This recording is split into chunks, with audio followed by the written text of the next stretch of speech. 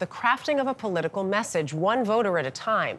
There is still more than a year to go until the midterm elections. And while the 2028 race for the White House is obviously even further away, it's already on the horizon for some politicians. CBS News senior White House and political correspondent Ed O'Keefe met up with one Democrat in a state known for making or breaking political fortunes.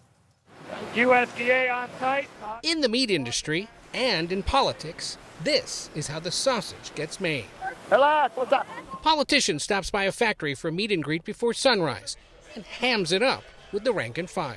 This will eventually get split. But Arizona Democratic Senator Ruben Gallego once worked at a meat processing plant like this. And he can speak the language many of the workers prefer. Porque tiene inmigrantes de toda parte del mundo. Gallego's only 8 months into his first Senate term. Why are we here? You know, last time, 2024, Democrats did not do very well with working class people. People that actually are in these types of facilities. And one of the things I want to be helpful with Democrats is for us to learn how to talk to people that are literally clocking in at 6 a.m. in the morning. Morning.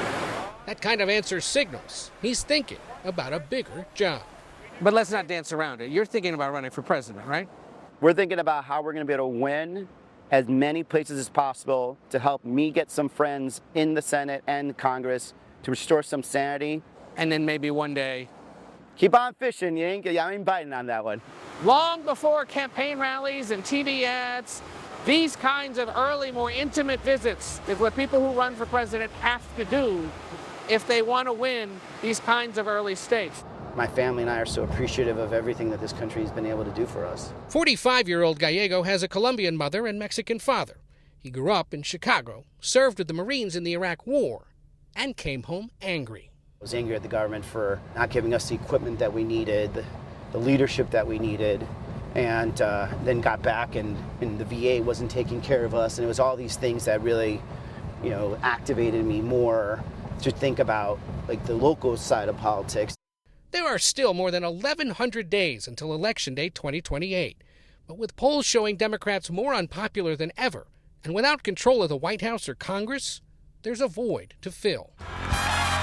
Former Vice President Kamala Harris hasn't ruled out another bid. There's generally a leader of the Democratic Party. That's the leader of the Democratic Party. Who comes to mind? I think there are a lot of, I'm not going to go through names because then I'm going to leave somebody out. But other potential contenders aren't as well known. People want to live a life of their choosing. So through talk show appearances, podcast interviews, and visits to the state fair, they're trying to break through. It's too early, obviously, to talk about it. But on the Republican side, President Trump believes Vice President J.D. Vance is his party's frontrunner. Certainly he's doing a great job, and he would be probably favored at this point. Gallego knows he has a day job to do first. He wants to help flip traditionally red Republican states back to blue. Had you been to this fair before? I've not. To do that, he thinks Democrats need to spend more time at the fair. Is that manually or is that... And on the factory floor.